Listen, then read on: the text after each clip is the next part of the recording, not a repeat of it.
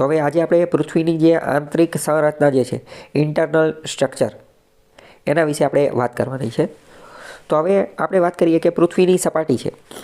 પૃથ્વીની સપાટી એટલે પૃથ્વીની સપાટી ગમે ત્યારે આવે એટલે શું વિચારવાનું? આપણે જેની ઉપર ચાલીએ છીએ, જેની ઉપર રહીએ છીએ એ, બરાબર, જમીન. તો હવે જેમ જેમ અંદર જતા જઈએ, કેન્દ્ર સુધી જતા જઈએ, ખાડો ખોદીને અંદર જતા જઈએ, તો અંદર જેટલા પણ ભાગ આવે ને એના આ ભૂગોળની અંદર 3 ભાગ પાડેલા છે. એના 3 અલગ અલગ નામ આપેલા છે, બરાબર. તો આ 3 અલગ અલગ નામ જે છે એ તમને ખબર હોવી જોઈએ. એ 3 અલગ અલગ નામનું 3 અલગ અલગ ભાગ જે છે એનું નામ છે ક્રસ્ટ, મેન્ટલ અને કોર. ક્રસ્ટ, મેન્ટલ અને કોર. હવે આ ભાગ કઈ રીતના છે? તો કે પૃથ્વીની સપાટી પહેલી છે, બરાબર. પૃથ્વીની સપાટી પહેલી. તો આપણે જેની ઉપર હાલીએ છીએ, મતલબ કે જે માટીવાળો ભાગ, જે જમીનવાળો ભાગ, એ ક્રસ્ટ છે. એ શું છે? ક્રસ્ટ છે. એટલે કે ક્રસ્ટને એને ગુજરાતીમાં કહેવાય મૃદાવરણ. મૃદા શબ્દ ઉપરથી સમજો. મૃદા શબ્દ એટલે શું? તો કે માટી, અને શરૂઆતનો ઉપરનો ભાગ શેનો બનેલો છે? માટીનો જ બનેલો છે. ખ્યાલ આવ્યો? પહેલું ક્રસ્ટ, મૃદાવરણ, માટીનો બને. જેમ જેમ ખોદતા જઈએ, નીચે ખોદતા જઈએ, બરાબર, એટલે જેમ જેમ માટીનું આવરણ પૂરું થતું જાય એટલે ક્રસ્ટ પૂરું થઈ જાય, મૃદાવરણ પૂરું થઈ જાય. અને બીજો જે ભાગ આવે એ આવે મેન્ટલ. એ કયો આવે? મેન્ટલ. એટલે કે મિશ્રાવરણ. એનું નામ શું છે? મિશ્રાવરણ. કારણ કે એમાં બધી વસ્તુ મિશ્ર આવે. માટી પણ આવી જાય, રેતી, કપચી, પથ્થર, ખડક, આ બધી વસ્તુ આવી જાય, એટલે એનું નામ છે મિશ્રાવરણ. અને એની કરતાં પણ ઊંડે ખોદતા જઈએ એટલે આપણને પૃથ્વીના કેન્દ્રની આજુબાજુ પહોંચી જઈએ. એને કહેવાય ભૂગર્ભ, અથવા તો એને કહેવાય કોર. એકદમ કોરનો ભાગ, એકદમ અંદરનો ભાગ, એને કહેવાય ભૂગર્ભ. ઓકે, ખ્યાલ આવ્યો? તો પૃથ્વીની સપાટીથી કેન્દ્ર સુધી અંદર જતા જઈએ તો મુખ્યત્વે 3 ભાગ પડે: ક્રસ્ટ, મેન્ટલ અને કોર. CMC, ક્રસ્ટ, મેન્ટલ અને કોર. ત્રણેયનું ગુજરાતી ખબર હોવી જોઈએ. ક્રસ્ટ એટલે મૃદાવરણ, મેન્ટલ એટલે મિશ્રાવરણ અને કોર એટલે ભૂગર્ભ, બરાબર. બીજી વસ્તુ, હવે આ જે મિશ્રાવરણ જે છે, મિશ્રાવરણ એટલે કે મેન્ટલ, તો કે મેન્ટલના પણ આ લોકોએ 2 ભાગ પાડ્યા: અપર મેન્ટલ અને લોઅર મેન્ટલ. ભૂગર્ભ કોર જે છે એના પણ 2 ભાગ પાડ્યા: ઇનર કોર અને આઉટર કોર. બરાબર, ખ્યાલ આવ્યો? એટલે ઇન શોર્ટ વાત કરીએ તો મુખ્યત્વે 3 ભાગ પડે: ક્રસ્ટ, મેન્ટલ અને કોર. પરંતુ એના જો સબ પાર્ટ જોઈએ તો પાછા મેન્ટલના 2 ભાગ પડે અને કોરના 2 ભાગ પડે. ઓકે, આટલું પહેલાં મગજમાં બેસી ગયું. ચલો, હવે જો આપણે નીચે ફોટાને એ બધું આપેલું છે તો ફોટાના આધારે હવે આપણે થોડું સમજવાની કોશિશ કરીએ. સૌથી ઉપરનો ભાગ એટલે પૃથ્વીનો પોપડો, જેની ઉપર આપણે ચાલીએ છીએ એ. આપણે ગઈકાલે જોયું હતું કે પૃથ્વી પહેલાં કેવી હતી? તો કે ધગધગતો ગોળો હતો. વરસાદને એ બધું આવ્યું એટલે પૃથ્વીનો ઉપરનો પોપડો ઠરી ગયો. તો હકીકતમાં પ્રશ્ન પૂછે કે ઠરી શું ગયું છે? તો ક્રસ્ટ રહ્યું ને એ ઠરી ગયું છે. પોપડો એ જ શું? પોપડો એ જ ક્રસ્ટ, બરાબર. તો ક્રસ્ટ ઠરી ગયો છે. જેમ જેમ ઊંડે ઉતરતા જઈએ તો પછી શું આવે? મેન્ટલ. અને પછી શું આવે? કોર. તો મેન્ટલ જે છે, એ અને કોર એ હજી ધગધગતા ગોળા જેવા જ છે. મેન્ટલ જે છે એ વચ્ચેની અવસ્થામાં છે, જ્યારે કોર જે છે એ તો હજી ધગધગતો ગોળો છે. જ્યારે મેન્ટલ એ વચગાળાનો વિસ્તાર છે. ક્રસ્ટ અને કોર એ બંનેની વચ્ચેનો વિસ્તાર છે, બરાબર. ફોટા ઉપરથી પણ આપણને ખબર પડી જાય. હવે જો નીચે આપણે જોઈએ, નીચે બીજો પણ ફોટો આપેલો છે. માની લો કે પૃથ્વીનો આપણે એક ટુકડો કાપી લઈએ, તો ટુકડો કાપી તો એના આધારે આપણને ખબર પડી જાય કે ક્રસ્ટ, મેન્ટલ અને કોર, બરાબર. એમાં જો મેન્ટલની અંદર અપર મેન્ટલ, લોઅર મેન્ટલ અને કોરની અંદર ઇનર કોર અને આઉટર કોર જે છે એ દર્શાવેલું છે, બરાબર. ખ્યાલ આવ્યો કે નહીં? ચલો, હવે આપણે ડિટેલમાં જોઈએ. પહેલું સમજીએ કે મૃદાવરણ એટલે શું? તો કે ક્રસ્ટ સમજીએ. મૃદાવરણ એટલે કે ક્રસ્ટ, એટલે કે મૃદાવરણને ઇંગ્લિશમાં કહેવાય લિથોસ્ફિયર. ચલો, અહીંયા કીવર્ડ સમજી લઈએ. ગમે ત્યારે ક્રસ્ટ આવે મગજમાં યાદ કરવાનું મૃદાવરણ. મૃદાવરણનું ઇંગ્લિશ થાય લિથોસ્ફિયર. મૃદાવરણ શબ્દ આવે એટલે મૃદા ઉપરથી સમજવાનું કે માટીની વાત કરતા હશે. અહીંયા બધે માટી હશે. લિથોસ્ફિયર, લિથોનો મતલબ થાય પથ્થર. માટી, લિથોનો મતલબ થાય પથ્થર. લીથ શબ્દ આવે, લિથો શબ્દ આવે, મૃદા શબ્દ આવે, સમજી જવાનું માટીની અને પથ્થરની વાત કરતા હશે. તો પૃથ્વીની સૌથી ઉપરનું આવરણ છે પૃથ્વીનો પોપડો છે, જેની ઉપર માટીના સ્તરો આવેલા છે, જેની ઉપર આપણે હાલીએ છીએ, ચાલી છે એ, અને ખડકનું બનેલું છે. આ જે મૃદાવરણ જે છે એને ભૂ કવચ પણ કહે છે. ભૂ એટલે પૃથ્વીનું બહારનું કવચ, પૃથ્વીનું બહારનું જે કવચ. એક રીતે આને તમે ઈંડાની જેમ સમજી શકો. ઈંડામાં કેમ બહારનું પડ જે છે એ કેવું હોય અને અંદર કેવું હોય? અંદરનું પડ. તો કે અંદર જે છે એ પ્રવાહી ભરેલું હોય, બરાબર. તો એક રીતે પૃથ્વીને તમે આવી રીતે જ સમજી શકો. જો ઈંડાનું જે બહારનું પડ જે છે, બહારનું પડ કેવું હોય તો કે એ તો કડક હોય, તો બસ આ ભૂકવચ પણ એવું છે, ભૂકવચ એ પણ કડક છે. અંદરનો ભાગ ઈંડાની અંદર જોઈએ, બરાબર, તો ઈંડાની અંદર જે છે પીળો ભાગ હોય અને એ કેવો પ્રવાહી જેવો હોય. તો આ પૃથ્વીમાં પણ એવું જ છે, અંદરનો ભાગ કેવો છે, કોર છે. કોર એ હજી લાવા સ્વરૂપે જ છે, બરાબર. હવે સમજીએ કે આ લિથોસ્ફિયર, ક્રસ્ટ, મૃદાવરણ એની જાડાઈ કેટલી છે. તો એની 33 કિલોમીટરની જાડાઈ છે, 33 કિલોમીટરની જાડાઈ છે. તો મૃદાવરણ, લિથોસ્ફિયર, ક્રસ્ટ એટલે શું, તો કે એટલે એક રીતે પૃથ્વીનો પોપડો, એટલે એક રીતે પૃથ્વીનો પોપડો. જમીન ઉપર ખોદતા જઈએ તો લિથોસ્ફિયર પૂરું ક્યારે થાય, લિથોસ્ફિયર પૂરું થઈ 33 કિલોમીટરે પહોંચીએ ને એટલે લિથોસ્ફિયર પૂરું થઈ જાય. ખ્યાલ આવ્યો કે નહીં? 33 કિલોમીટર સુધી તમે ખોદાણ કરો એટલે લિથોસ્ફિયર પૂરું થઈ જાય. તો પછી ચાલુ શું થતું હશે? પછી ચાલુ થાય મેન્ટલ, બરાબર, અથવા તો મિશ્રાવરણ. ખ્યાલ આવ્યો કે નહીં? હવે બીજી વાત, આપણને ખબર પડી ગઈ ક્રસ્ટ, મૃદાવરણ, લિથોસ્ફિયર આ એક રીતે પૃથ્વીનો પોપડો છે જેની ઉપર આપણે ચાલીએ છીએ. પણ હવે આના બે ભાગ હોય, એક તો જમીનવાળો પોપડો અને એક તો પાણીવાળો પોપડો. તમે જોયું હશે કે આપણી પૃથ્વી છે તો એમાં બે ભાગ છે ને, એક તો જમીન સ્તર જેની ઉપર આપણે બધા ચાલીએ છીએ અને બીજું સમુદ્રવાળું. તો વાત કરીએ આ જે મૃદાવરણ, બરાબર, મૃદાવરણનો મતલબ માટી. હવે તમે વિચારો કે આ જે મૃદાવરણ જે છે અથવા ક્રસ્ટ છે અથવા લિથોસ્ફિયર જે છે એની જાડાઈ અથવા એની ઊંડાઈ સમુદ્રના તળિયામાં વધારે છે કે ભૂમિ સ્તરમાં વધારે છે, ભૂમિખંડમાં વધારે છે કે મહાસાગરમાં વધારે છે? વધારે છે માં છે, જમીન ઉપર જ વધારે છે. એટલે જો આપેલું છે કે પૃથ્વીનો પોપડો ક્રસ્ટ જે છે એ 33 કિલોમીટરની સરેરાશ જાડાઈ ધરાવે છે. પણ ભૂમિખંડો એટલે જમીનની અંદર એની જાડાઈ 30 કિલોમીટર છે, પરંતુ મહાસાગરમાં જાડાઈ ઘટી જાય છે અને મહાસાગરમાં એ જાડાઈ 5 કિલોમીટરની છે. હવે આમાં કોઈ ગોખવાનું ન હોય, કેમ? કારણ કે આપણે તો કીવર્ડથી જ સમજી ગયા કે વાત કરે છે ભૂકવચ એટલે શું, તો કે ભૂકવચ એટલે મૃદાવરણ એટલે લિથોસ્ફિયર. ગમે આ મૃદા શબ્દ આવે, લિથો શબ્દ આવે એટલે સમજી જવાનું માટીની વાત કરે છે. તો માટી વધારે ક્યાં હોય? જમીન ઉપર, ભૂમિખંડો ઉપર જ રહેશે ને. તો ભૂમિખંડો ઉપર 30 કિમી અને મહાસાગરમાં 5 કિમી. ડાયરેક્ટ બેઠું આ વિધાનમાં વાક્ય પૂછાઈ જશે, અથવા વિધાન એવું બનાવશે કે મૃદાવરણ, લિથોસ્ફિયર અથવા પૃથ્વીનું ભૂકવચ અથવા ક્રસ્ટ જે છે, ક્રસ્ટની જાડાઈ ભૂમિખંડો ઉપર ઓછી છે જ્યારે મહાસાગરમાં વધારે છે. વિધાન સાચું પડશે, ખોટું પડશે? હા, તો વિધાન અત્યારે હું જે બોલ્યો એ વિધાન ખોટું પડશે. કેમ? કારણ કે ભૂમિખંડોમાં જાડાઈ વધારે છે, કેટલી 30 છે, જ્યારે મહાસાગરોમાં ઓછી છે 5 કિલોમીટર. ખ્યાલ આવ્યો? આવી રીતના વિધાન પૂછાય. ઓકે, હવે બીજી વાત કરીએ. જો નીચે ફોટો પણ આપેલો છે, બે પ્રકારના ખંડો આપણે જોઈ શકીએ છીએ. ભૂમિખંડો, આ જો દરિયાવાળો વિસ્તાર તો એ કયા? એ જળખંડ એટલે કે મહાસાગરવાળા, અને ભૂમિખંડો એટલે કે જેની ઉપર આપણે રહીએ છીએ એ, બરાબર. એટલે બંને. તો હવે આ ભૂકવચ, ક્રસ્ટ, લિથોસ્ફિયર આ બધું એક જ વસ્તુ છે, એ તો ખબર પડી ગઈ ને. એની જાડાઈ વધારે ક્યાં છે? તો કે જમીનવાળા ઉપર વધારે છે, જ્યારે સમુદ્રમાં કેવી છે? ઓછી છે. બીજી વાત કરીએ, પૃથ્વી ઉપર તો અમુક જગ્યાએ પર્વતીય ક્ષેત્રો પણ જોવા મળે છે. તો હવે તમે વિચારી કહો, પર્વતીય ક્ષેત્ર જે છે ત્યાં ક્રસ્ટ એટલે કે લિથોસ્ફિયર એટલે કે મૃદાવરણ એની જાડાઈ વધારે હશે કે ઓછી હશે? પર્વતીય વિસ્તારમાં જમીન કરતાં પણ વધારે છે. કેમ? કારણ કે મૃદાનો મતલબ જ માટી. તો પર્વતીય ક્ષેત્રોમાં તો એની જાડાઈ ખૂબ વધારે છે. કેટલી વધારે છે? તો કે હિમાલય જેવી પર્વત શ્રેણીની જાડાઈ તો 70 કિલોમીટરની આજુબાજુ છે. ઓકે, હિમાલય જેવી પર્વત શ્રેણીની જાડાઈ 70 કિલોમીટરની આજુબાજુ છે. આ બધી જ વસ્તુ આપણે સમજી ગયા. તો આ ડાયરેક્ટ તે આ વિધાનવાળા વાક્યમાં પ્રશ્ન પૂછાઈ જશે. વિધાન કેવું પૂછશે? તો કે પૃથ્વીના ક્રસ્ટના સંદર્ભમાં પૃથ્વીનું ક્રસ્ટ જે છે, અથવા તો પૃથ્વીનું મૃદાવરણ, અથવા પૃથ્વીનું લિથોસ્ફિયર, અથવા પૃથ્વીનું ભૂકવચ, એક જ વસ્તુના અલગ અલગ નામ છે. તમને કન્ફ્યુઝ કરવા અલગ અલગ નામ દઈ દે કે એની બાબતે નીચેના વિધાનો ધ્યાને લો. પહેલું વિધાન એવું આપી દેશે કે ભૂમિખંડોમાં તેની જાડાઈ વધારે છે.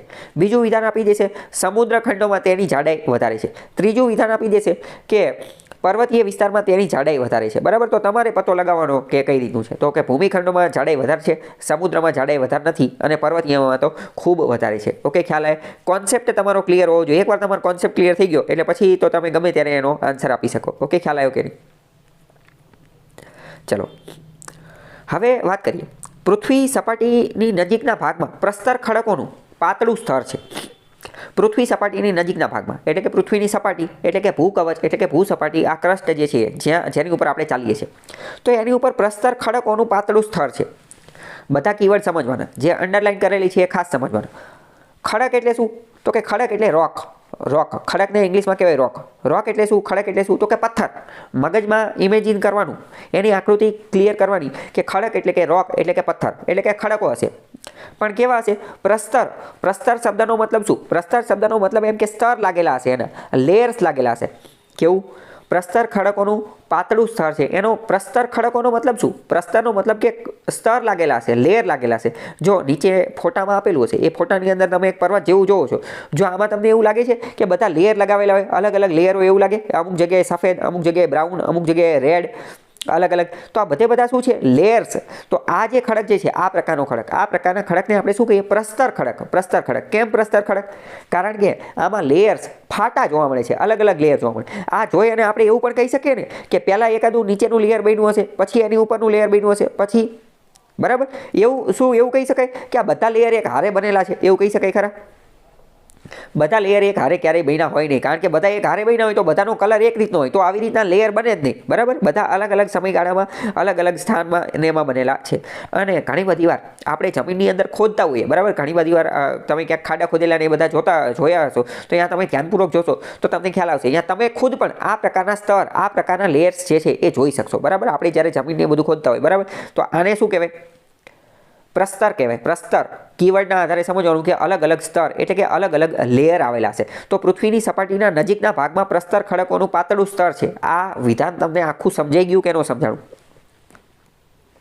બરાબર? આપણે જ્યારે જમીન ખોદતા હોય તો ત્યારે પણ આ પ્રકારની વસ્તુ જોવા મળતી હોય. બરાબર?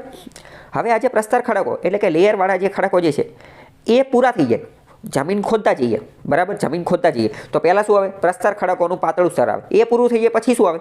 તો એ પછી જે આવે ને એની પછીના વિસ્તારને બે વિભાગમાં વહેંચવામાં આવે. એની પછીના વિસ્તારને બે વિભાગમાં વહેંચવામાં આવે. શિયાલ અને સીમા. શિયાલ અને સીમા. શિયાલ શું છે? તો કે શિયાલને કહેવાય ભૂકવચ. શિયાલને કહેવાય ભૂકવચ.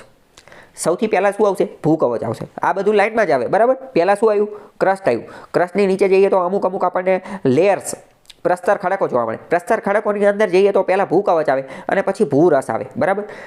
કીવર્ડના આધારે સમજીશું. ભૂકવચ છે તો એ કેવું હશે? એ થોડુંક સોલિડ, ઘન પ્રકારનું હશે. અને ભૂરસ જે છે એ કેવું હશે? રસ છે. રસ તો કેવું હશે? લિક્વિડ પ્રકારનું હશે. બરાબર? કીવર્ડના આધારે ખબર પડે રસ કેવો હોય, લિક્વિડ હોય. ચલો, તો ભૂકવચ જાડું હશે, ઘન જેવું હશે, એની ઉપર ઊભું રહી શકે. એને કહેવાય શિયાલ. શિયાલ નામ એને એટલા માટે આપેલું કારણ કે SI, સીનો મતલબ સિલિકા. સીનો મતલબ સિલિકા. સિલિકા એટલે કે રેતી. અને AL એટલે કે એલ્યુમિનિયમ. એલ્યુમિનિયમ. ઓકે, ખ્યાલ આવી ગયો? પ્રશ્ન પૂછાઈ જશે, ભૂકવચ શેનું બનેલું છે? ભૂકવચ શિયાલનું બનેલું છે. એટલે કે સિલિકા અને એલ્યુમિનિયમ, સિલિકા અને એલ્યુમિનિયમનું બનેલું છે. એની પછી છે ભૂરસ. ભૂરસ એટલે કે સીમા, સીમા અથવા સાઈમા, સીમા અથવા સાઈમા. એ શેનું બનેલું છે? તો કે SI, સી એટલે સિલિકા, અને MA એટલે કે મેગ્નેશિયમ. તો એ શેનું બનેલું છે? મેગ્નેશિયમનું. ભૂકવચ, શિયાલ, સિલિકા અને એલ્યુમિનિયમ. ભૂરસ, સીમા અથવા સાઈમા, સિલિકોન અને મેગ્નેશિયમ. ખ્યાલ આવી ગયો કે ન આવ્યો? શિયાલ મુખ્યત્વે ભૂકવચમાં જોવા મળે. ભૂકવચમાં એટલે કે ભૂમિખંડોમાં જોવા મળે. ભૂમિખંડોની અંદર જોવા મળે. જ્યારે સીમા મુખ્યત્વે સમુદ્ર ખંડોની અંદર જોવા મળે. સમુદ્ર ખંડોની અંદર જોવા મળે. બરાબર? સમુદ્રની. હવે તમે મને વિચારી અને કહો કે મેગ્નેશિયમનું પ્રમાણ વધારે ક્યાં હશે? જમીનમાં કે સમુદ્રમાં? મેગ્નેશિયમનું વધારે પ્રમાણ ભૂમિખંડોમાં હશે કે સમુદ્રમાં હશે? મેગ્નેશિયમનું વધારે પ્રમાણ સમુદ્ર ખંડોની અંદર હશે. સમુદ્ર ખંડોની અંદર. અત્યારે તો મેં તમને સમજાવ્યું. જો કીવર્ડના આધારે સમજો. ભૂરસ, રસ એટલે કે લિક્વિડ. લિક્વિડ કોણ હોય? સમુદ્ર હોય. અને સીમા ક્યાં જોવા મળે? સીમા સમુદ્રમાં જોવા મળે. ખ્યાલ આવ્યો કે નહીં? ચલો ફરીથી સમજાવું આખી વસ્તુ. ભૂકવચ એટલે કે શિયાલ એટલે કે સિલિકા અને એલ્યુમિનિયમ મુખ્યત્વે ભૂમિખંડોમાં જોવા મળે, જમીનની અંદર જોવા મળે. જમીનની અંદર મુખ્યત્વે સિલિકા, રેતી અને એલ્યુમિનિયમ જોવા મળે. ભૂરસ, સીમા એટલે કે સિલિકા અને મેગ્નેશિયમ મુખ્યત્વે સમુદ્રમાં જોવા મળે. સમુદ્રમાં. તો સમુદ્રમાં મેગ્નેશિયમનું પ્રમાણ વધારે હશે. બરાબર? સમુદ્રમાં મેગ્નેશિયમનું પ્રમાણ વધારે હશે. સમુદ્રમાં જે ખડકો હોય એ મેગ્નેશિયમના બનેલા હોય. મેગ્નેશિયમના. બરાબર? અને એ ચૂનાના પથ્થરના બનેલા હોય. ચૂનાના પથ્થરના. કેલ્શિયમ અને મેગ્નેશિયમનું પ્રમાણ જે છે એ સમુદ્રમાં વધારે જોવા મળે. તમે આપણે દેવભૂમિ દ્વારકાની અંદર આવેલો છે એક શું કહેવાય, આપણે દ્વારકાની અંદર બ્લુ ફ્લેગ સર્ટિફિકેટ ધરાવતો એક બીચ આવેલો છે, શિવરાજપુર બીચ, અથવા કોઈ પણ બીચની અંદર તમે જશો, શિવરાજપુર બીચ કે કોઈ પણ બીચ, તો ત્યાં તમને આ શિવરાજપુર બીચનું ખાસ હું તમને એટલા માટે કહું છું કારણ કે આ પિરોટન ટાપુ આવેલા છે. પિરોટન ટાપુ મતલબ કે પરવાળાના ખડકો. પિરોટન ટાપુ તો જો કે જામનગરમાં આવેલા છે, પરંતુ શિવરાજપુરની અંદર પણ પરવાળાના ટાપુ આવેલા છે, કોરલ રીફ આવેલા છે. તો કોરલ રીફ જે છે એ મુખ્યત્વે શેના બનેલા હોય? તો કે મુખ્યત્વે ચૂનાના પથ્થરના બનેલા હોય, કેલ્શિયમ અને મેગ્નેશિયમના બનેલા હોય. કેલ્શિયમ અને મેગ્નેશિયમના બનેલા ખડકો હોય. ખડક એટલે શું? તો કે પથ્થર. એક રીતે એ પથ્થર જ હોય, સેલ હોય, એ સેલ કવચ હોય. જે હકીકતમાં પરવાળાના ખડકો એ સજીવો છે, માઇક્રો ઓર્ગેનિઝમ છે. એમનું ડેડ બોડી જે છે એ ખમણ થઈ ગયું હોય અને એનો જે છે એ સટ્ટો લાગી ગયો હોય એ રીતે બનેલું હોય. બરાબર. બાકી આપણે એ ડિટેલમાં જ્યારે જોઈશું ત્યારે ખ્યાલ આવશે. ઓકે, ચલો હવે હું તમને ફરીથી સવાલ પૂછું કે મેગ્નેશિયમનું પ્રમાણ ભૂમિખંડો, જમીન ખંડોમાં વધારે જોવા મળશે કે સમુદ્ર ખંડોમાં વધારે જોવા મળશે? મેગ્નેશિયમનું પ્રમાણ સમુદ્ર ખંડોમાં વધારે જોવા મળશે. ઓકે, ચલો આગળ જઈએ. હવે વાત કરીએ શિયાળ. શિયાળ ક્યાં જોવા મળશે? શિયાળ અને સીમા. હવે આપણને બે વસ્તુ ખબર પડી ગઈ. શિયાળ મુખ્યત્વે ક્યાં જોવા મળશે? જમીન ઉપર. તો શિયાળ જે છે એ મુખ્યત્વે ગ્રેનાઇટ ખડકોના બનેલા હોય. કોના? ગ્રેનાઇટના. હવે તમે વિચારો, ગ્રેનાઇટ ખડકો ક્યાં જોવા મળશે? સમુદ્રમાં જોવા મળશે કે જમીન ઉપર જોવા મળશે? જમીન ઉપર. બરાબર. હવે જો આ બધામાં મુખ્યત્વે એવું, એટલે કે મોટે ભાગે, પછી એવું નહીં કે ગ્રેનાઇટ પછી સમુદ્રમાં જોવા જ ન મળે, અમુક વાર જોવા મળી પણ છે, પણ મોટે ભાગે મુખ્યત્વે શબ્દ વાપરવાનો. બરાબર. તો શિયાળની અંદર કેવા ખડકો છે? તો કે ગ્રેનાઇટના ખડકો બનેલા છે. વિધાનવાળા વાક્યમાં પૂછાઈ જશે શિયાળ, તો કે ગ્રેનાઇટના ખડકો. તેમાં સિલિકા અને એલ્યુમિનિયમ હોય છે, આપણે ઓલરેડી જોઈ લીધું. શિયાળની ઘનતા કેટલી છે? તો કે શિયાળની ઘનતા છે એ 2.75 થી 2.90 ગ્રામ પ્રતિ ઘન સેમીની આજુબાજુ હોય છે. બરાબર. એટલે કે 3ની આજુબાજુ હોય છે. ઇન શોર્ટ 3ની આજુબાજુ હોય છે. બરાબર. અને જો ભૂમિખંડોની રચના શિયાળથી થયેલી બને છે. મેં તમને ઓલરેડી ચલાવી દીધું કે ભૂમિખંડો, જમીન એ શિયાળથી બનેલા છે. ઓકે, ચલો હવે એની નીચે જઈશું. શિયાળની નીચે જઈશું તો શું આવશે? વિચારીને કેવું. તો શિયાળની નીચે અંદર ઊંડે ખોદતા જઈશું તો શું આવશે? શિયાળ પછી શું આવશે? શિયાળ પછી સીમા આવશે ને? શિયાળ પછી સીમા આવશે. બરાબર. હા, હવે તમે વિચારો, શિયાળ પછી સીમા આવશે તો સીમાની ઘનતા જે છે, સીમાની ઘનતા એ શિયાળ કરતાં વધુ હશે કે ઓછી હશે? વધારે હશે. બરાબર. એની ઘનતા કેવી હશે? વધારે હશે. કારણ કે આપણે ગઈકાલે જ સમજી ગયા છીએ, ઘનતાનો આખો કોન્સેપ્ટ સમજી ગયા કે જેમ જેમ પૃથ્વીની અંદર ઊંડાણમાં જતા જઈએ એમ ઘનતા વધતી જાય છે. બરાબર. ચલો, તો કે હવે જો શિયાળની નીચે આવેલા સ્તરમાં સિલિકા અને મેગ્નેશિયમ જોવા મળે છે, જેને સિલિકા અને મેગ્નેશિયમ એટલે કે સીમા અથવા સાયમા કહેવામાં આવે છે. અને આ ખડકો કેના બનેલા હોય છે? બેસાલ્ટના બનેલા હોય છે. બરાબર. શિયાળ શેના બનેલા હોય? તો કે શિયાળ એટલે કે ગ્રેનાઇટ. શિયાળ એટલે કે ગ્રેનાઇટ. અને સીમા એટલે શું? તો કે બેસાલ્ટ. સીમા એટલે કે બેસાલ્ટ. બરાબર. યાદ રાખી લેવાનું તમારે. અને આની ઘનતા આશરે 2.9 થી 4.7 ગ્રામ પ્રતિ ઘન સેમીની આજુબાજુ હોય છે. જો અહીંયા આપણે જોઈ શકીએ છીએ, ઓલામાં 3ની આજુબાજુ હતી, અહીંયા તો 3થી તો ચાલુ થાય છે, 3 થી 4ની આજુબાજુ હોય છે. ખ્યાલ આવ્યો કે ન આવ્યો? વિધાનવાળા વાક્યમાં શું મૂકશે? કે શિયાળની ઘનતા સીમા કરતાં વધુ હોય છે.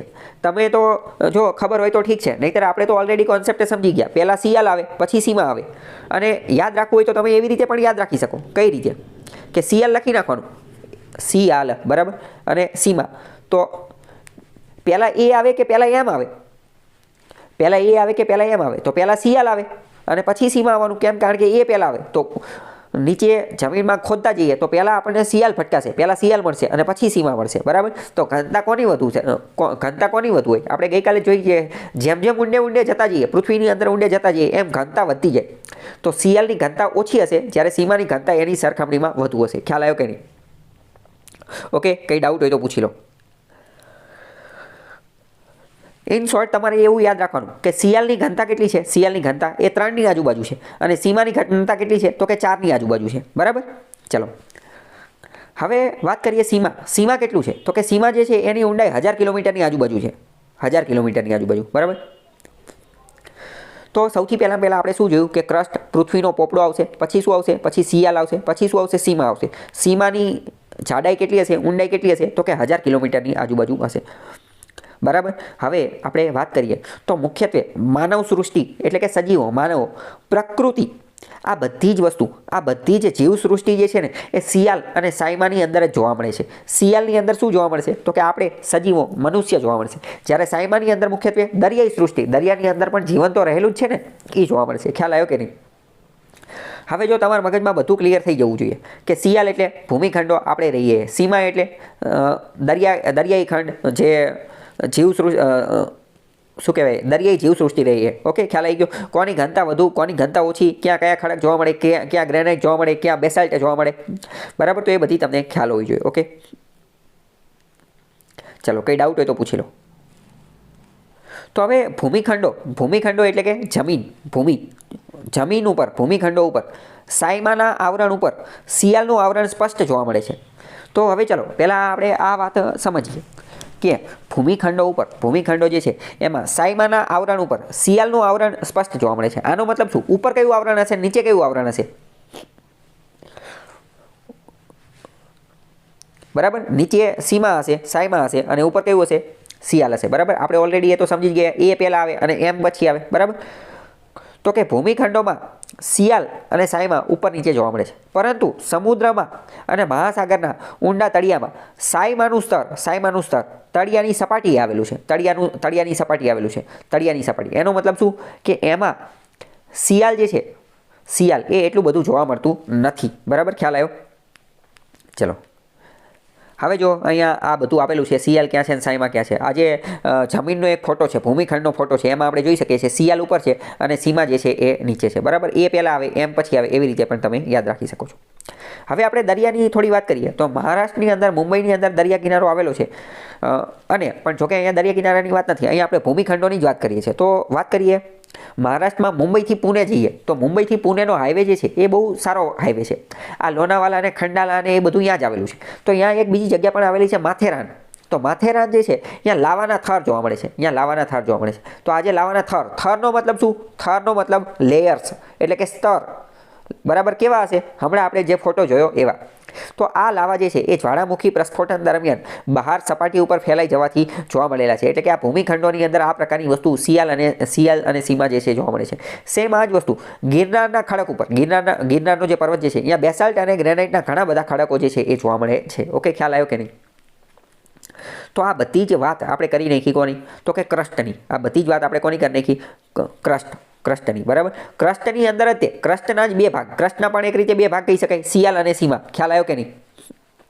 સિયાલ અને સીમા મુખ્યત્વે આપણે વાત કરીએ તો પૃથ્વીની અંદર જતા જઈએ તો ક્રસ્ટ, મેન્ટલ અને કોર એમ ત્રણ ભાગ છે. પણ ક્રસ્ટના પાછા બે ભાગ, સિયાલ અને સીમા. મેન્ટલના પાછા બે ભાગ, અપર મેન્ટલ અને લોઅર મેન્ટલ. અને કોરના પણ પાછા બે ભાગ, ઇનર કોર અને આઉટર કોર. ખ્યાલ આવ્યો કે નહીં? ઓકે, આ બધું તમને લાઈનમાં ખબર હોવી જોઈએ. ચાલો નીચે ઓલા માથેરાનના ખડકો, પથ્થરો, પર્વતો જે છે એ બતાવેલા છે. માથેરાન જે છે મહારાષ્ટ્રની અંદર મુંબઈની આજુબાજુ આવેલું છે. ઓકે, તો હવે આપણે લિથોસ્ફિયર, મૃદાવરણ, ક્રસ્ટ એ આખું ડિટેલમાં જોઈ લીધું. એમાં કંઈ ડાઉટ હોય તો પૂછી લો. તો હવે આપણે જે ક્રસ્ટ એટલે કે લિથોસ્ફિયર એટલે કે મૃદાવરણ એ પૂરું થાય પછી શું આવશે? પછી આવશે મેન્ટલ એટલે કે મિશ્રાવરણ. આને શા માટે કીધું? કારણ કે આપણે એક રીતે કહીએ ને કે આ તો વચ્ચેનો વિસ્તાર છે, ક્રસ્ટ, મેન્ટલ અને કોર. તો હકીકતમાં ક્રસ્ટ અને કોરની વચ્ચેનો વિસ્તાર છે ને, ક્રસ્ટ અને. તો આ જે મેન્ટલના ગુણધર્મો કેવા હશે?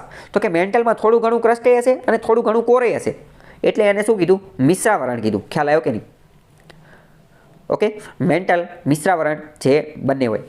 હવે આપણે ખોદતા જઈએ, પૃથ્વીની અંદર ખોદતા જઈએ તો ક્રસ્ટ ક્યાં સુધી હોય? તો કે 33 કિલોમીટર સુધી ખોદતા જઈએ ત્યાં સુધી આપણને ક્રસ્ટ મળે અને ક્રસ્ટની અંદર જ તે સિયાલ અને સીમા આવી જાય.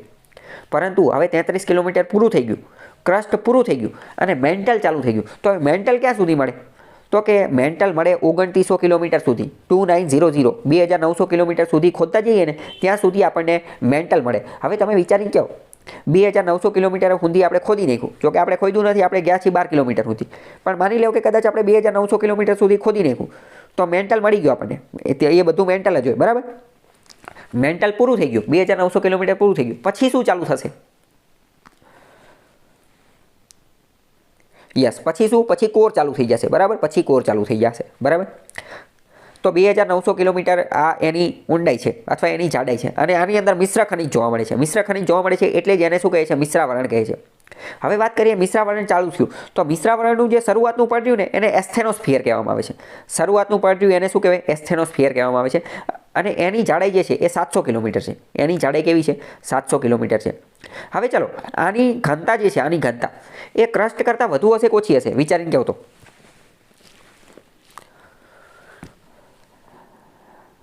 ક્રસ્ટ કરતાં વધુ હશે. કેમ? કારણ કે જેમ જેમ હવે આપણે વધુને વધુ ઊંડે જતા જઈએ છીએ તો એની ઘનતા કેવી હશે? વધારે હશે. તો આની ઘનતા 3.5 આની આજુબાજુ હશે. તો આ જે એસ્થેનોસ્ફિયર જે છે એસ્થેનોસ્ફિયર એ 3.5ની ઘનતા ધરાવતા બેસાલ્ટ ખડકો અહીંયા વધુ જોવા મળે છે. બેસાલ્ટ ખડકો અહીંયા વધુ જોવા મળે છે. અને અહીં અમુક જે પદાર્થો રહ્યા એ મેગ્મા સ્વરૂપમાં પણ જોવા મળે છે. આપણે અત્યારે જોઈ લીધું કે મિશ્રાવરણ જે છે એ શું? મધ્યનો ભાગ છે. મધ્યનો ભાગ છે એટલે એમાં બંનેના લક્ષણો જોવા મળશે. કોણ બંને? તો કે ક્રસ્ટ અને કોર બંનેના લક્ષણો જોવા મળશે. કોરમાં તો બધું મેગ્મા લાવા સ્વરૂપે જ છે. મેગ્મા ગમે આ શબ્દ આવે ને એટલે કે લાવા યાદ કરવાનું, એટલે કે જેલ યાદ કરવાની. જેલ જોયેલી છે, જેલ ટ્યુબ આવે, માથામાં નાખવાનું જેલ આવે, તો એ જેલ જેવું જોઈએ હકીકતમાં, બરાબર. એટલે કે બહુ ઘનય નહીં અને પ્રવાહી નહીં, બંનેની વચ્ચેનો ભાગ, એટલે કે જેલ જેવો, બરાબર. ગમે ત્યારે શબ્દ આવે મેગ્મા, લાવા, તો મગજમાં વિચાર કરવાનું કે જેલ જેવી અવસ્થા હશે, વચ્ચેની અવસ્થા, બરાબર. હવે બીજી વાત કરીએ તો આ એસ્થેનોસ્ફિયર જે છે એસ્થેનોસ્ફિયર એની ઉપર ભૂકવચ સ્તરે છે. અત્યંત મહત્વનો પોઈન્ટ અહીં આપી દીધો છે. એસ્થેનોસ્ફિયર ઉપર ભૂકવચ સ્તરે છે. આનો મતલબ શું? ચલો હવે આપણે વિચારીએ. હા બોલો. Very good. મૃદાવરણ જે છે હકીકતમાં મૃદાવરણ લિથોસ્ફિયર ક્રસ્ટ એ હકીકતમાં એસ્થેનોસ્ફિયર ઉપર તરે છે. અને એસ્થેનોસ્ફિયર એક રીતે શું છે? તો કે એસ્થેનોસ્ફિયર એ મેન્ટલનો ભાગ છે, બરાબર. એ મેન્ટલનો ભાગ છે. તો એસ્થેનોસ્ફિયર જે છે એની ઉપર ભૂકવચ તરે છે. આપણે એક રીતે વાત કરીએ તો આપણે આજે પૃથ્વી ઉપર ફરી રહ્યા છીએ, આપણે આજે જમીન ઉપર જે આંટા મારીએ છીએ, બરાબર, જે જમીન આવેલી છે તો એ શું છે? તો એની ઉપર એ આખું એસ્થેનોસ્ફિયર ઉપર તરે છે. એસ્થેનોસ્ફિયર નામની વસ્તુ છે. એસ્થેનોસ્ફિયર એટલે કે મેન્ટલ નામનું એસ્થેનોસ્ફિયર છે અને એની ઉપર આપણે આખા ક્રસ્ટ એટલે કે આખું ભૂકવચ જે છે એ તરે છે, બરાબર. વિધાનવાળા વાક્યમાં આ વસ્તુ પૂછી લેશે. ઓકે, ખ્યાલ આવ્યો કે નહીં? તો અહીંયા આપણું મેન્ટલ પણ પૂરું થાય છે. મેન્ટલમાં કંઈ ડાઉટ હોય તો પૂછી લો. ત્યારે વાત કરીએ ભૂગર્ભની એટલે કે કોર. તો કોર તો કેવું છે ભાઈ? કોર તો જેલનું બનેલું છે. જેલ એટલે જે કેદીન પૂરે એ જેલ નહીં, પણ સોલિડ અને લિક્વિડ એ બંનેની વચ્ચેની જે અવસ્થા હોય એ, બરાબર. જેલ જે માથામાં નાખવાની હોય એ એલોવેરા જેલ ને એ બધું આવે, એ પ્રકારની વસ્તુ એની અંદર જોવા મળે છે. એટલે કે લાવા ધગધગતો ગોળો જ છે. એ તો હજી ધગધગતો ગોળો જ છે. ત્યાંનું તાપમાન કેવું હશે? તો કે તાપમાન અત્યંત વધારે હશે. દબાણ કેવું હશે? દબાણ અત્યંત વધારે હશે. ઘનતા કેવી હશે? ઘનતા અત્યંત વધારે હશે. ઇન શોર્ટ બધું અત્યંત વધારે હશે, બરાબર. તો હવે વાત કરીએ આ ભૂગર્ભ ચાલુ ક્યાંથી થાય? તો જ્યાં મેન્ટલ પૂરું થાય ત્યાં ભૂગર્ભ ચાલુ થાય. મેન્ટલ પૂરું થાય ત્યાં ભૂગર્ભ એટલે કે કોર ચાલુ થાય. અને પૂરું ક્યાં થાય? તો જ્યાં સુધી પૃથ્વીના કેન્દ્ર સુધી ન પહોંચી જાય ત્યાં સુધી કોર જ ચાલુ રહે. તો કે પૃથ્વીનું કેન્દ્ર ક્યાં છે? તો કે 6370 કિલોમીટર અથવા તો 6371 કિલોમીટર, બરાબર. તો મેન્ટલથી પૃથ્વીના કેન્દ્ર સુધીના વિસ્તારને ભૂગર્ભ કહે છે. અને ભૂગર્ભનો વિસ્તાર કેટલો છે? તો કે 2900 કિમીની ઊંડાઈથી લઈને, એટલે 2900 કિમી તો શું છે? 2900 કિમી સુધી તો મેન્ટલ રહેલું છે. જેવું 2900 કિમી એ મેન્ટલ પૂરું થાય ત્યારથી લઈને, એટલે કે 2900થી ચાલુ થાય અને ત્યારથી લઈને એને ડાયરેક્ટ 6370 સુધી શું છે? એને આખાને કોર કહેવામાં આવે. આ આંકડો જે છે એ પણ પૂછાઈ શકશે. કોના કેટલા આંકડા છે એ પણ ખબર હોવી જોઈએ. ફરીથી હું તમને બધાના આંકડા કહી દઉં. ક્રસ્ટ મૃદાવરણ લિથોસ્ફિયર એ 300 કિલોમીટર જેટલી 33 કિલોમીટર જેટલું જે છે એ ધરાવતું હતું, બરાબર. 33 કિલોમીટર જેટલું. મેન્ટલ જે છે મેન્ટલ, બરાબર, તો એ 2900 કિલોમીટર જેટલું. અને કોર જે છે એ 2900થી લઈને તો 6370, બરાબર. હવે આપણે જોયું હતું કે ક્રસ્ટમાં શું હતું? ક્રસ્ટને સિયાલ અને સીમા કહેતા હતા. તો એવી રીતે આ ભૂગર્ભ કોર જે છે એને નીફે કહેવામાં આવે છે. નીફે શું કહેવામાં આવે છે? Neef, NIFE. નીફેનો મતલબ શું? ની એટલે કે નિકલ, બરાબર. અને FE ફે એટલે શું? ફેરસ એટલે કે લોખંડ. આપણે ગઈકાલે એક ટોપિકની અંદર જોયેલું હતું કે પૃથ્વીના ભૂગર્ભની અંદર ભારે ધાતુઓ આવેલી છે. તો કે ભારે ધાતુ એટલે કઈ? તો કે નિકલ અને લોખંડ જેવી, નિકલ અને ફેરસ જેવી ભારે ધાતુઓ આવેલી છે. અને આ જે ભારે ધાતુઓ આવેલી છે એના કારણે તે એની અંદર ચુંબકીય પ્રકારનો ગુણધર્મ જોવા મળે છે.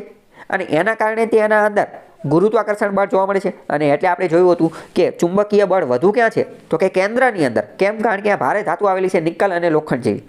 ગુરુત્વાકર્ષણ બળ વધુ ક્યાં છે? તો કે કેન્દ્રની અંદર. કેમ? કારણ કે અહીંયા ભારે ધાતુ આવેલી છે નિકલ અને લોખંડ જેવી, બરાબર. નિકલ અને લોખંડ જેવી. તો ઇન શોર્ટ ભૂગર્ભની અંદર શું જોવા મળશે? નીફે જોવા મળશે. Neef, NIFE. ખ્યાલ આવી ગયો? કઈ ડાઉટ હોય તો પૂછી લો. હવે આ જે ભૂગર્ભ કોર છે તો એના પણ બે ભાગ છે, આંતરિક ભૂગર્ભ અને બાહ્ય ભૂગર્ભ. ઇનર કોર અને આઉટર કોર. તો માની લો કે પૃથ્વીથી ખાડો ખોદતા અંદર ગયા તો પહેલાં શું આવશે? પહેલાં આઉટર કોર આવશે અને પછી શું આવશે? પછી ઇનર કોર આવશે. એટલે કે આઉટર એટલે કે બહારનું, બહારનું જ પહેલાં આવશે ને. જમીન ઉપરથી ખાડો ખોદતા નીચે ગયા તો પહેલાં તો બહારનું જ આવશે, અંદરનું તો પછી આવશે, બરાબર. તો ચલો હવે તમે મને વિચારી ગયો પહેલાં આઉટર કોર આવશે, બાહ્ય ભૂગર્ભ આવશે, પછી ઇનર કોર આંતરિક ભૂગર્ભ આવશે. તો તાપમાન, દબાણ, ઘનતા આ બધું વધારે ક્યાં છે અને ઓછું ક્યાં છે? તાપમાન, ઘનતા, દબાણ, ગુરુત્વાકર્ષણ બળ, મેગ્નેટિક ફિલ્ડ. રાઈટ. ઇનરમાં વધારે હશે. ઇનર આંતરિક ભૂગર્ભ જે છે અહીંયા બધું દબાણ ને તાપમાન ને એ બધું વધારે હશે, જ્યારે બાહ્યની અંદર ઓછું હશે. કેમ? કારણ કે બાહ્ય પહેલાં આવશે અને આંતરિક પછી આવશે. અને આપણે જોયું જેમ જેમ ઊંડાઈ એ જતા જઈએ એમ બધું વધતું જાય છે. ઓકે, કંઈ ડાઉટ હોય તો પૂછી લો. ચલો, તો હવે ભૂગર્ભ જે છે આ કોર જે છે એ કેવું છે? તરલ અને અર્ધ તરલ અવસ્થામાં છે, એટલે કે જેલ જેવી અવસ્થામાં છે, તરલ અને અર્ધ તરલ અવસ્થામાં છે. અને એની ઘનતા આશરે કેટલી છે? તો કે 5ની આજુબાજુ છે. એની ઘનતા આશરે કેટલી છે? 5ની આજુબાજુ છે. આપણે જોયું કે ક્રસ્ટની ઘનતા 3ની આજુબાજુ હતી, બરાબર. મેન્ટલની 4ની આજુબાજુ હતી અને કોરની ઘનતા જે છે એ 5ની આજુબાજુ હતી. 3, 4, 5નો આંકડો આપણે યાદ રાખવાનો. અને અહીંયા જોઈન્ટ પણ આપણને ખબર પડી જાય કે ભાઈ જેમ જેમ ઊંડાઈ વધતી જાય એમ ઘનતા કેવી થાય છે?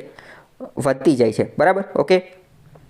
અને એકદમ કેન્દ્રની અંદર, એકદમ કોરની અંદર જતા રહીએ ને તો ઘનતા 13ની આજુબાજુ પણ જોવા મળે છે. 13 ગ્રામ પ્રતિ ઘન સેમીની આજુબાજુ પણ જોવા મળે છે, બરાબર. જેલ જે છે એ યાદ કરી લેવાનું, બરાબર. જેલનું યાદ કરવાનું, બરાબર. કોરની 5 ગ્રામ પ્રતિ ઘન સેમીની આજુબાજુમાં છે, બરાબર. અને એકદમ નીચે, એકદમ ભૂગર્ભની અંદર, આંતરિક ભૂગર્ભની અંદર જતા રહીએ, આંતરિક ભૂગર્ભમાં તો 13ની આજુબાજુ જોવા મળે છે. તો અહીંયા દબાણ કેવું છે? અહીંયા દબાણ પણ વધારે છે, ગુરુત્વાકર્ષણ બળે વધારે છે, ચુંબકીય બળે વધારે છે, રિજિડિટી વધારે છે, અને આ બધું જ વધારે છે. ઓકે, ખ્યાલ આવ્યો કે નહીં? હવે વાત કરીએ તો પૃથ્વીનું ગુરુત્વાકર્ષણ બળ, ચુંબકીય બળ અને તેની સ્થિરતા, આ બધી જ વસ્તુ કોના આધારે છે? તો કે આ બધી જ વસ્તુનું મૂળ જો કોઈ હોય તો એ કોર છે. ઓકે, ખ્યાલ આવી ગયો કે નહીં? ગઈકાલે મેં તમને કીધું હતું કે હકીકતમાં આ બધા ગુણધર્મો પૃથ્વીમાં આવે છે ક્યાંથી? પૃથ્વી પાસે ગુરુત્વાકર્ષણ બળ શા માટે છે? મેગ્નેટિક ફિલ્ડ, ચુંબકીય બળ કોના કારણે છે? તો કે કોરના કારણે છે. કેમ? કારણ કે કોરની અંદર ભારે ધાતુઓ છે. કઈ ભારે ધાતુઓ? નિકલ અને ફેરસ નામની. અને લોખંડ તો આમે તે બધાને પોતાની તરફ જ ખેંચતું હોય છે, બરાબર. લોખંડ. ઓકે, જો નીચે આ એસ્થેનોસ્ફિયર અને સોલિડ ને લિક્વિડ ને બધી વસ્તુ આપેલી છે, એનો આંકડા ને એ બધું આપેલું છે. પૃથ્વીનું જે ઇન્ટિરિયર, આંતરિક સંરચના જે છે તો જો એ પણ નીચે આપેલી છે. લિથોસ્ફિયર એટલે કે મૃદાવરણ આપણે જે અત્યારે ભણી ગઈએ કે જેમાં સિયાલ અને સાઈમાં આવેલું છે, બરાબર. 33 કિલોમીટર ને 2900 કિલોમીટર ને 6371 કિલોમીટર ને આ બધા આંકડા જે છે એ તમને યાદ હોવા જોઈએ. ઓકે, તો એ ક્રસ્ટ, મેન્ટલ અને કોર બધી વસ્તુ અહીંયા પૂરી થઈ છે. કંઈ ડાઉટ હોય તો પૂછી લો. ત્રીજો પાઠ આપણે જે ચલાવ્યો પૃથ્વીની આંતરિક સંરચના. હવે આપણે એનું સ્વાધ્યાય પણ જોઈ લઈએ. સ્વાધ્યાયના જે પ્રશ્નો આપેલા છે એ પણ જોઈ લઈએ. સ્વાધ્યાયના પ્રશ્નો જોતા પહેલાં આપણે સૌથી પહેલાં જે છે એ શું જોઈએ? એના MCQ જોઈ લઈએ. તો 5મા નંબરની અંદર જો 4 MCQ આપેલા છે. પહેલું કે પૃથ્વીનું ભૂગર્ભ કયા નામે ઓળખાય છે? ચલો વિચારીને કહેવો તો. કોર અથવા નિફેના નામે, બરાબર. બીજો છે ભૂગર્ભમાં કયા કયા ખનિજો મુખ્યત્વે છે? મુખ્યત્વે કયા ખનિજો જોવા મળે છે કોરની અંદર, ભૂગર્ભની અંદર? નિકલ અને લોખંડ, નિકલ અને લોહ, એ જવાબ આવશે, બરાબર. સિયાલ સ્તરમાં કયા પ્રકારના ખડકો છે? સિયાલમાં, સિયાલની અંદર કયા આવશે? તો કે સિયાલ જે છે એ ઉપરનું છે, એમાં ગ્રેનાઇટ, અને સીમાં જે છે એમાં બેસાલ્ટ, બરાબર. રોબિન્સન સોનાની ખાણ કયા દેશમાં આવેલી છે? દક્ષિણ આફ્રિકાની અંદર આવેલી છે, બરાબર. દક્ષિણ આફ્રિકાની અંદર, યસ, 4 કિલોમીટરની આજુબાજુ, બરાબર. હવે આપણે સ્વાધ્યાયના બીજા પ્રશ્નો જોઈએ. કે પહેલો પ્રશ્ન છે કે ભાઈ પૃથ્વીની આંતરિક રચના અને તેના વિભાગો જણાવી મૃદાવરણ સમજાવો. તો પહેલાં તો આંતરિક રચના એના વિભાગો એ તમને ખ્યાલ છે કે નથી ખ્યાલ? મુખ્ય 3 કયા?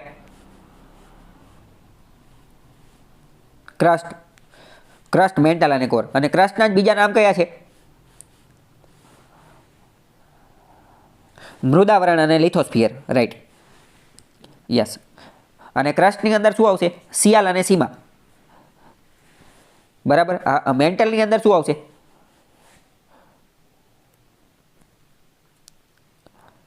મેન્ટલમાં આવશે એસ્થેનોસ્ફિયર. અને મેન્ટલની અંદર અપર મેન્ટલ અને લોઅર મેન્ટલ આવશે, અપર મેન્ટલ અને લોઅર મેન્ટલ. પણ આમાં એ આપેલું નથી, અને આમાં ખાલી એસ્થેનોસ્ફિયરની જ વાત કરેલી છે. કોરની અંદર શું આવશે? ઇનર કોર અને આઉટર કોર, બરાબર. અને એમાં આવશે નિફે, બરાબર. તો આ બધું આપણે સમજાવી દીધું. અને હવે આપણે એમાંથી મૃદાવરણ સમજાવવાનું. તો મૃદાવરણ આપણે ઓલરેડી સમજી ગયા છીએ. શું મૃદાવરણ? તો કે મૃદા એટલે કે લિથોસ્ફિયર. આ એક રીતે શું છે?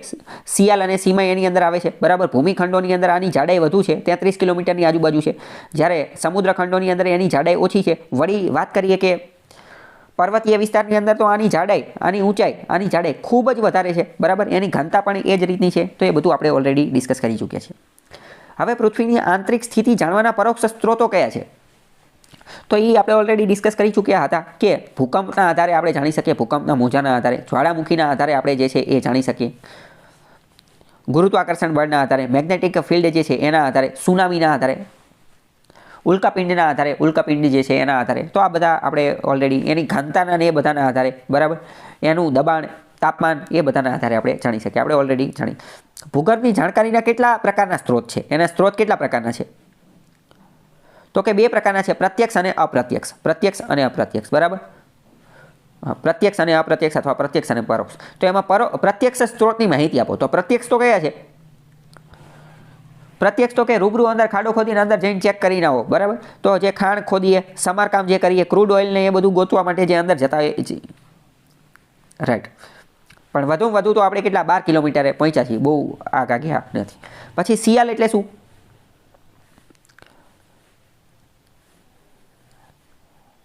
રાઈટ, મૃદાવરણનો ઉપરનો ભાગ એટલે કે સિલિકોન અને એલ્યુમિનિયમ. પહેલાં તો એ કહી દેવાનું, પહેલાં ગમે આવું હોય કીવર્ડવાળું તો એ જ લખવાનું કે સિયાલ એટલે તો કે સિલિકોન અને એલ્યુમિનિયમ, બરાબર. પછી મેન્ટલ મિશ્રાવરણ. મિશ્રાવરણમાં શું આવશે? તો એ આપણે ઓલરેડી ડિસ્કસ કે એસ્થેનોસ્ફિયર ઉપર આ તરે છે ને એ બધું, બરાબર. એનું 2900 2900 કિલોમીટર જેટલી એની ઊંડાઈ છે ને એ બધી વસ્તુ. કોર વિશે આપણે ઓલરેડી નીફે ને એ બધું છે એ આપણે ચર્ચા કરી ચૂક્યા, બરાબર. બાકી ગુરુત્વાકર્ષણનો સિદ્ધાંત કોણે આપ્યો? તો એ ન્યૂટને આપ્યો ને. વિશ્વની ઊંડા ઊંડી ખાંડ કઈ છે તે કયા ખંડમાં આવેલી છે, બરાબર. તો રોબિન્સન ખાંડ છે, બરાબર, 12 કિલોમીટર દક્ષિણ આફ્રિકાની અંદર. એ બધું આપણે. મૃદાવરણની સરેરાશ જાડાઈ કેટલી છે, બરાબર. તો 33 કિલોમીટરની આજુબાજુ. ઓકે, તો આ બધું બાકી તમે તમારી રીતે જોઈ લેજો.